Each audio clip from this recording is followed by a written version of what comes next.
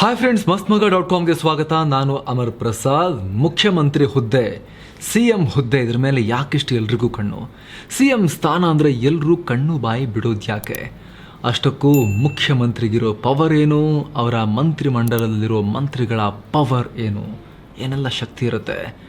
Friends, ನಮ್ಮ ದೇಶದ ಆಡಳಿತ ವ್ಯವಸ್ಥೆಯನ್ನು ಎರಡು ಭಾಗಗಳಾಗಿ ವಿಂಗಡಣೆ ಮಾಡ್ಕೊಂಡಿದ್ದೀವಿ. ರಾಜ್ಯ ಸರ್ಕಾರ ಮತ್ತು ಕೇಂದ್ರ ಸರ್ಕಾರ ಅಂತ ಪ್ರಮುಖವಾಗಿ. ಆ ಎರಡೂ ಸರ್ಕಾರಗಳಲ್ಲೂ ಕೂಡ ತಲಾ 3 ಅಂಗಗಳಿವೆ: ಶಾಸಕಾಂಗ, ಕಾರ್ಯಾಂಗ, ನ್ಯಾಯಾಂಗ ಅಂತ. ಅದರಂತೆ ಕೇಂದ್ರದಲ್ಲಿ ಕೇಂದ್ರ ಕಾರ್ಯಾಂಗ ಇದೆ, ರಾಜ್ಯದಲ್ಲಿ ರಾಜ್ಯ ಕಾರ್ಯಾಂಗ ಇದೆ. ಒಂದು ರಾಜ್ಯದಲ್ಲಿ ಶಾಸಕಾಂಗ ಎಷ್ಟು ಮುಖ್ಯವೋ, ಕಾರ್ಯಾಂಗ ಅಥವಾ ಎಕ್ಸಿಕ್ಯೂಟಿವ್ ಕೂಡ ಅಷ್ಟೇ ಮುಖ್ಯ. ಶಾಸನಗಳನ್ನು ರೂಪಿಸೋದು ಶಾಸಕಾಂಗದ ಕೆಲಸವಾದರೆ, ಇಂಥ ಶಾಸನ, ಕಾಯ್ದೆ, ಕಾನೂನುಗಳನ್ನು ಜಾರಿಗೆ ತರುವುದು ಕಾರ್ಯಾಂಗ. ಹಾಗಿದ್ರೆ ನಮ್ಮ ರಾಜ್ಯದ ಕಾರ್ಯಾಂಗ ವ್ಯವಸ್ಥೆ ಹೇಗಿದೆ ಎಲ್ಲವನ್ನ ನೋಡ್ತಾ ಹೋಗೋಣ. ರಾಜ್ಯ ಕಾರ್ಯಾಂಗ ವ್ಯವಸ್ಥೆ ಹೇಗಿದೆ ಫ್ರೆಂಡ್ಸ್? CM ಪವರ್ ಬಗ್ಗೆ ಹೇಳೋಕ್ಕೂ ಮುಂಚೆ ನಮ್ಮ ಆಡಳಿತ ವ್ಯವಸ್ಥೆ ಹೇಗಿದೆ ಅನ್ನೋದನ್ನು ಕೂಡ ನಾವು ತಿಳ್ಕೊಳ್ಳೇಬೇಕು. ಆಗಲೇ ಹೇಳಿದ ಹಾಗೆ ರಾಜ್ಯ ಮಟ್ಟದಲ್ಲಿ ಆಡಳಿತ ವ್ಯವಸ್ಥೆಯಲ್ಲಿ ಶಾಸಕಾಂಗ, ಕಾರ್ಯಾಂಗ ಮತ್ತು ನ್ಯಾಯಾಂಗ ಕೂಡ ಇರ್ತವೆ. ಇವು ಆಡಳಿತ ವ್ಯವಸ್ಥೆಯ 3 ಅಂಗಗಳು. ಕಾರ್ಯಾಂಗವನ್ನು ಇಂಗ್ಲಿಷ್ನಲ್ಲಿ ಎಕ್ಸಿಕ್ಯೂಟಿವ್ ಅಂತಾರೆ. ಸರ್ಕಾರದ ದೈನಂದಿನ ಕೆಲಸ ಮಾಡುವ ಅಂಗವೇ ಕಾರ್ಯಾಂಗ.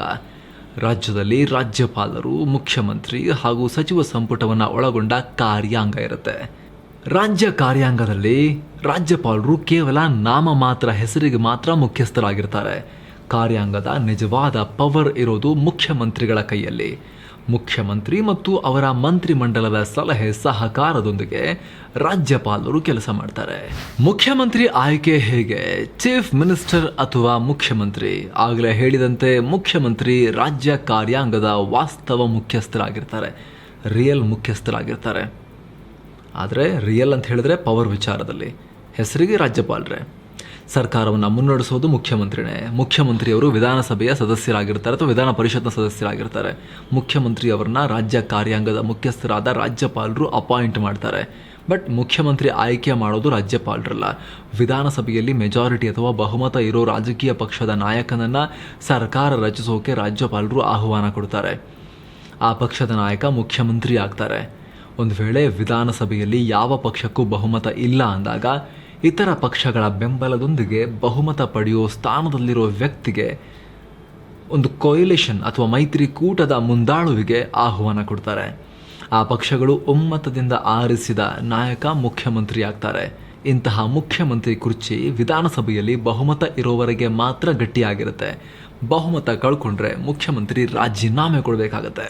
Council of ministers friends, council of ministers ಅನ್ನ ಕ್ಯಾಬಿನೆಟ್, ಸಚಿವ ಸಂಪುಟ, ಮಂತ್ರಿಮಂಡಲ ಅಂತಾನೂ ಕರೀತಾರೆ. ಇದು ಸರ್ಕಾರದ ಅತ್ಯಂತ ಶಕ್ತಿಶಾಲಿ ಘಟಕ. ರಾಜ್ಯಪಾಲರು ಮುಖ್ಯಮಂತ್ರಿಯನ್ನು ಅಪಾಯಿಂಟ್ ಮಾಡ್ತಾರಲ್ಲ, ನಂತರ ಮುಖ್ಯಮಂತ್ರಿ ಸಲಹೆ ಮೇರೆಗೆ ಕೌನ್ಸಿಲ್ ಆಫ್ ಮಿನಿಸ್ಟರ್ಸ್ ಅನ್ನ ಕೂಡ ನೇಮಕ ಮಾಡ್ತಾರೆ ರಾಜ್ಯಪಾಲರು. ಸೊ ಮುಖ್ಯಮಂತ್ರಿಯೇ ಕ್ಯಾಬಿನೆಟ್ನ ಮುಖ್ಯಸ್ಥರಾಗಿರ್ತಾರೆ. ಕ್ಯಾಬಿನೆಟ್ನಿಂದ ಯಾರನ್ನು ತೆಗೆಯೋದು, ಹೊಸಬರನ್ನು ಸೇರಿಸ್ಕೊಳ್ಳೋದು, ಖಾತೆಗಳನ್ನು ಹಂಚಿಕೆ ಮಾಡೋದು, ಇದೆಲ್ಲವೂ ಕೂಡ ಮುಖ್ಯಮಂತ್ರಿಯ ಪರಮಾಧಿಕಾರ ಆಗಿರುತ್ತೆ. ಇಂತಹ ಕ್ಯಾಬಿನೆಟ್ ಸದಸ್ಯರನ್ನೇ ಸಚಿವರು ಅಂತ ಹೇಳೋದು ಅಥವಾ ಮಂತ್ರಿಗಳು ಅಂತ ಹೇಳೋದು. ಹಾಗಿದ್ರೆ ಎಷ್ಟು ಜನರನ್ನ ಬೇಕಾದರೂ ಮಂತ್ರಿ ಮಾಡಿಬಿಡ್ಬೋದಾ? ಇಲ್ಲ. ಮಂತ್ರಿಮಂಡಲದ ಸೈಜ್ ವಿಧಾನಸಭೆಯ ಟೋಟಲ್ ಸ್ಟ್ರೆಂತ್ನ 15% ಮೀರೋ ಹಾಗಿಲ್ಲ ಅಂತ ಸಂವಿಧಾನದಲ್ಲಿದೆ, ರೂಲ್ ಇದೆ. ಬೇಕಾಬಿಟ್ಟು ಎಲ್ಲರೂ ಮಾಡಿಬಿಡ್ತಾರೆ, ಇವರೆಲ್ಲ ಸಿಕ್ಕಿದ ಖಾತೆಗಳನ್ನು ಕ್ರಿಯೇಟ್ ಮಾಡಿ ಅಂತ ಹೇಳಿ ಆ ರೀತಿ ಮಾಡಲಾಗಿದೆ. Number 1, ministers. ಮಿನಿಸ್ಟರ್ಗಳಿಗೆ ಒಂದು ಅಥವಾ ಒಂದಕ್ಕಿಂತ ಹೆಚ್ಚಿನ ಖಾತೆಗಳನ್ನು ಕೂಡ ಕೊಡಬಹುದು. ಮುಖ್ಯಮಂತ್ರಿ ಇದರ ಹೆಡ್ ಆಗಿರ್ತಾರೆ.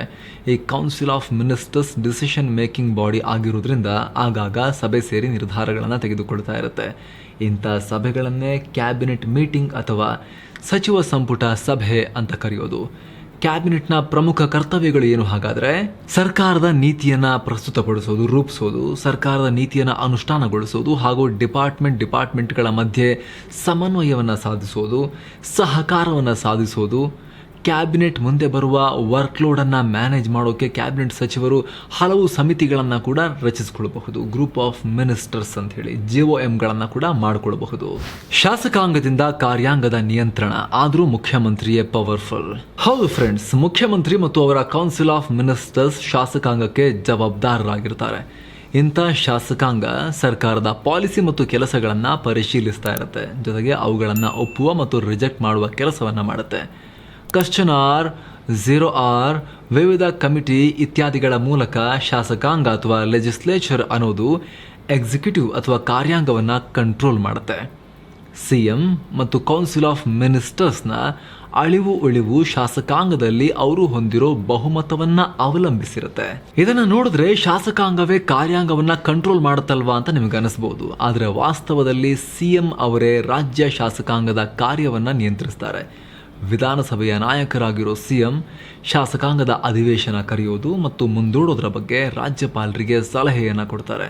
ಸ್ಪೀಕರ್ ಮೇಲೂ ಕೂಡ ಸರ್ಕಾರದ ಪ್ರಭಾವ ಇದ್ದೇ ಇರುತ್ತೆ. ಶಾಸಕಾಂಗ ಅಧಿವೇಶನದಲ್ಲಿ ಇಲ್ಲದೇ ಇದ್ದಾಗ ಸುಗ್ರೀವಾಜ್ಞೆಗಳನ್ನು ಹೊರಡಿಸೋಕೆ ರಾಜ್ಯಪಾಲರ ಮೂಲಕ ರಾಷ್ಟ್ರಪತಿಗೆ ಶಿಫಾರಸು ಮಾಡ್ತಾರೆ. ಎಲ್ಲಕ್ಕಿಂತ ಇಂಪಾರ್ಟೆಂಟ್ ಪವರ್ ಅಂದರೆ ವಿಧಾನಸಭೆಯನ್ನು ವಿಸರ್ಜನೆ ಮಾಡೋಕೆ ರಾಜ್ಯಪಾಲರಿಗೆ ಶಿಫಾರಸು ಮಾಡೋದು. ಈ ಪವರನ್ನು ಬಳಸೋ ಮೂಲಕ ಸಿಎಂ ಶಾಸಕಾಂಗ ಮಾತ್ರವಲ್ಲದೆ ವಿಪಕ್ಷಗಳನ್ನು ಕೂಡ ಕಂಟ್ರೋಲ್ ಮಾಡಬಹುದು. ಜಾಸ್ತಿ ಏನಾದರೂ ಸಮಸ್ಯೆ ಕೊಟ್ಟರೆ ವಿಧಾನಸಭೆಯನ್ನು ವಿಸರ್ಜಿಸಿಬಿಡ್ತೀನಿ ಅಂತ ಬೆದರಿಕೆ ಹಾಕೋದನ್ನು ಕೂಡ ನೋಡಿರ್ಬೋದು. ಇವರು ಶಿಫಾರಸು ಮಾಡಿದ್ರೆ ವಿಧಾನಸಭೆ ವಿಸರ್ಜಿಸಬೇಕಾಗತ್ತೆ ಮತ್ತು ಎಲ್ಲರೂ ಪ್ರತಿಪಕ್ಷ ಎಲ್ಲರೂ ಸೇರ್ಕೊಂಡು ಮತ್ತೆ ಚುನಾವಣೆಗೆ ಹೋಗಬೇಕಾಗತ್ತೆ. ಸಾಮಾನ್ಯವಾಗಿ ಒಂದ್ಸರಿ ಗೆದ್ದು ಬಂದವರು ಶಾಸಕರುಗಳೆಲ್ಲ ಮತ್ತೆ ಬೇಗ ಚುನಾವಣೆಗೆ ಹೋಗೋಕ್ಕೆ ರೆಡಿ ಇರೋದಿಲ್ಲ ಅವಧಿಗಿಂತ ಮುಂಚೆ. ಈ ಮೂಲಕ ಆ ಒಂದು ಪವರ್ ಕೂಡ ಮುಖ್ಯಮಂತ್ರಿ ಕೈಯಲ್ಲಿರುತ್ತೆ.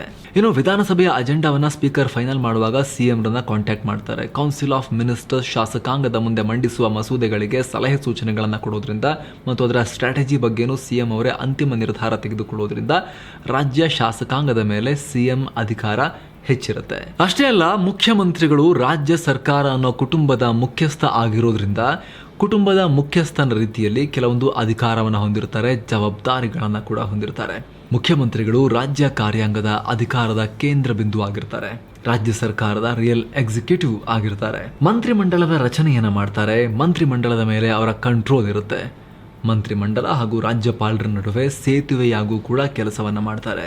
ಸರ್ಕಾರದ ಎಲ್ಲ ಪ್ರಮುಖ ಅಪಾಯಿಂಟ್ಮೆಂಟ್ಗಳನ್ನು ರಾಜ್ಯಪಾಲರ ಹೆಸರಲ್ಲಿ ಮುಖ್ಯಮಂತ್ರಿ ಮಾಡ್ತಾರೆ. ಆಕ್ಚುಲಿ ರಾಜ್ಯದ ಅಡ್ವೊಕೇಟ್ ಜನರಲ್, ರಾಜ್ಯ ಲೋಕಸೇವಾ ಆಯೋಗದ ಅಧ್ಯಕ್ಷರು, ಸದಸ್ಯರು ಮುಂತಾದ ಎಲ್ಲ ಪ್ರಮುಖ ನೇಮಕಾತಿಗಳನ್ನು ಮುಖ್ಯಮಂತ್ರಿಗಳ ಶಿಫಾರಸಿನ ಮೇಲೆ ಮಾಡಲಾಗುತ್ತೆ. ಒಟ್ಟಾರೆ ರಾಜ್ಯದ ಎಲ್ಲ ಅಧಿಕಾರವೂ ಮುಖ್ಯಮಂತ್ರಿಯ ಕೈಯಲ್ಲೇ ಇರುತ್ತೆ. ಇಡೀ ರಾಜ್ಯದ ಪವರ್ ಸೆಂಟರ್ ಆಗಿ ಸಿಎಂ ಇರ್ತಾರೆ. ಸಂಬಳ ಎಷ್ಟು? ಏನು ಕರ್ನಾಟಕದ ಮುಖ್ಯಮಂತ್ರಿಗಳಿಗೆ ಮೂಲ ವೇತನ ಅಂದ್ರೆ ಬೇಸಿಕ್ ಸ್ಯಾಲರಿ 75,000 ರೂಪಾಯಿ. 2022ಕ್ಕೂ ಮುಂಚೆದು 50,000 ರೂಪಾಯಿ ಇತ್ತು. ಆಮೇಲೆ ಕಾಯ್ದೆಗೆ ತಿದ್ದುಪಡಿ ತಂದು ಶಾಸಕರು, ಸಚಿವರು, ಸಿಎಂ ಎಲ್ಲರ ವೇತನವನ್ನ ಏರಿಕೆ ಮಾಡಿದ್ರು. ಬರೀ 75,000 ಅಂತ ಅನ್ಕೋಬೇಡಿ. ಅಸಲಿ ಲೆಕ್ಕ ಅಲ್ಲಿಂದ ಶುರುವಾಗುತ್ತೆ. ಅವರಿಗೆ ಬೇರೆ ಬೇರೆ ಭತ್ಯೆ ಅಂದ್ರೆ ಅಲಯನ್ಸಸ್ ಇರುತ್ತೆ. ಮನೆ ಬಾಡಿಗೆ ಭತ್ಯೆ ಅಂತಾನೆ ತಿಂಗಳಿಗೆ 1,20,000 ರೂಪಾಯಿ ಕೊಡ್ತಾರೆ. ಇನ್ನು ಮನೆ ನಿರ್ವಹಣೆಗೆ, ಮೇಂಟೆನೆನ್ಸ್ಗೆ 30,000 ರೂಪಾಯಿ. ವೈಯಕ್ತಿಕ ಆಹಾರ ವಸ್ತುಗಳ ಖರೀದಿ ಹಾಗೂ ಇತರ ಖರ್ಚುಗಳಿಗೆ ಅಂತಲೇ ಬರೋಬ್ಬರಿ 4,50,000 ರೂಪಾಯಿ ಸಿಗುತ್ತೆ. ಪ್ರತಿದಿನದ ಪ್ರಯಾಣ ಭತ್ಯೆ 2,500 ರೂಪಾಯಿ. ರಸ್ತೆ ಪ್ರಯಾಣ ಮಾಡಿದ್ರೆ ರೋಡ್ ಮೈಲೇಜ್ ಭತ್ಯೆ ಅಂದ್ರೆ ಪ್ರತಿ ಕಿಲೋಮೀಟರ್ಗೆ 30 ರೂಪಾಯಿ ಕೊಡ್ತಾರೆ. ಇದರ ಜೊತೆಗೆ ಪ್ರತಿ ತಿಂಗಳು 1,500 ಲೀಟರ್ ಪೆಟ್ರೋಲ್ ಅಥವಾ ಡೀಸೆಲ್ ಸಂಪೂರ್ಣ ಉಚಿತ. ಇವತ್ತಿನ ರೇಟ್ ಪ್ರಕಾರ ನೋಡಿದ್ರೆ ಏನಿಲ್ಲ ಅಂದ್ರೂ ಕೂಡ 1.5 ಲಕ್ಷ ರೂಪಾಯಿ ಆಯಿತು. ಒಟ್ಟಾರೆ ಎಲ್ಲಾ ಸೇರಿ ಕರ್ನಾಟಕದ ಮುಖ್ಯಮಂತ್ರಿಗಳಿಗೆ ಪ್ರತಿ ತಿಂಗಳು ಬರೋಬ್ಬರಿ 10 ಲಕ್ಷ ರೂಪಾಯಿ ಮೌಲ್ಯದ ವೇತನ ಮತ್ತು ಭತ್ಯೆ ಎಲ್ಲ ಸೇರಿ ಸಿಗುತ್ತೆ. ಬರೀ ಸಿಎಂಗೆ ಮಾತ್ರ ಅಲ್ಲ, ವಿಧಾನಸಭೆಯ ಸ್ಪೀಕರ್ ಹಾಗೂ ವಿಧಾನ ಪರಿಷತ್ ಸಭಾಪತಿಗಳಿಗೂ ಕೂಡ ಇದೇ ಲೆಕ್ಕದಲ್ಲಿ ದುಡ್ಡು ಹರಿದು ಹೋಗುತ್ತೆ. ಇನ್ನು ಸಚಿವರು ಮತ್ತು ವಿರೋಧ ಪಕ್ಷದ ನಾಯಕರಿಗೆ ಮೂಲ ವೇತನ 60,000 ರೂಪಾಯಿ ಇರುತ್ತೆ. ಆದರೆ ಉಳಿದೆಲ್ಲ ಭತ್ಯೆಗಳು ಸಿಎಂಗೆ ಸಿಕ್ಕಷ್ಟೇ ಅವ್ರಿಗೂ ಸಿಗುತ್ತೆ. ಸೆಕ್ರೆಟರಿಗಳು, ಸರ್ಕಾರದ ಸೆಕ್ರೆಟರಿ ಅಥವಾ ಕಾರ್ಯದರ್ಶಿ ಸಾಮಾನ್ಯವಾಗಿ ಒಬ್ಬ IAS ಅಧಿಕಾರಿಯಾಗಿರ್ತಾರೆ. ಆಡಳಿತಾತ್ಮಕವಾಗಿ ಅಧಿಕಾರಿಗಳ ವರ್ಗಕ್ಕೆ ಸರ್ಕಾರದ ಮುಖ್ಯ ಕಾರ್ಯದರ್ಶಿ ಹೆಡ್ ಆಗಿರ್ತಾರೆ. ಇವರು ಬಿಟ್ಟರೆ ಅವ್ರ ಕೆಳಗಡೆ ಆಯಾ ಇಲಾಖೆಗಳಲ್ಲಿ ಮತ್ತೆ ಇಲಾಖಾವಾರು ಸೆಕ್ರೆಟರಿಗಳಿರ್ತಾರೆ. ಇಲಾಖೆಯ ನೀತಿ ನಿಯಮ, ಆಡಳಿತ ವಿಚಾರದಲ್ಲಿ ಸಚಿವರಿಗೆ ಇವರು ಅಡ್ವೈಸ್ ಮಾಡೋದು ಇದೆಲ್ಲವನ್ನ ಮಾಡ್ತಾ ಇರ್ತಾರೆ. ಅದೇ ರೀತಿ ಮುಖ್ಯಮಂತ್ರಿಗಳಿಗೆ ಇವರು ಚೀಫ್ ಸೆಕ್ರೆಟರಿ ಅಂತ ಹೇಳಿದ್ವಲ್ಲ, ಅವರು ಸಲಹೆ ಕೊಡ್ತಾ ಇರ್ತಾರೆ. ಏನೋ ಸೆಕ್ರೆಟರಿ ಬಿಟ್ಟು ಉಳಿದಂತೆ ಅಧಿಕಾರಿಗಳ ವರ್ಗ ಇನ್ನೂ ಇರುತ್ತೆ. ಇದರಲ್ಲಿ ಪೊಲೀಸ್, ನ್ಯಾಯಾಂಗ, ಅರಣ್ಯ ಹೀಗೆ ಇಲಾಖೆಯ ಅಧಿಕಾರಿಗಳು ಬರ್ತಾರೆ. ಹಾಗೆ ನೋಡಿದ್ರೆ ಈ ಎಲ್ಲ ಅಧಿಕಾರಿಗಳೇ ಸರ್ಕಾರದ ಇಂಜಿನ್ ರೀತಿ ಕೆಲಸ ಮಾಡ್ತಾ ಇರ್ತಾರೆ. ಸೊ ಫ್ರೆಂಡ್ಸ್, ಇದಾಗಿತ್ತು ರಾಜ್ಯದ ಕಾರ್ಯಾಂಗ ವ್ಯವಸ್ಥೆ. ಪ್ರಮುಖವಾಗಿ ಮುಖ್ಯಮಂತ್ರಿಯ ಅಧಿಕಾರ ಮತ್ತು ಅವರ ವ್ಯಾಪ್ತಿಯನ್ನ ತಿಳಿಸ್ಕೊಡೋ ಪ್ರಯತ್ನ. ಮತ್ತೆ ಭೇಟಿ ಆಗ್ತಿರೋಣ. ನಮಸ್ತೆ.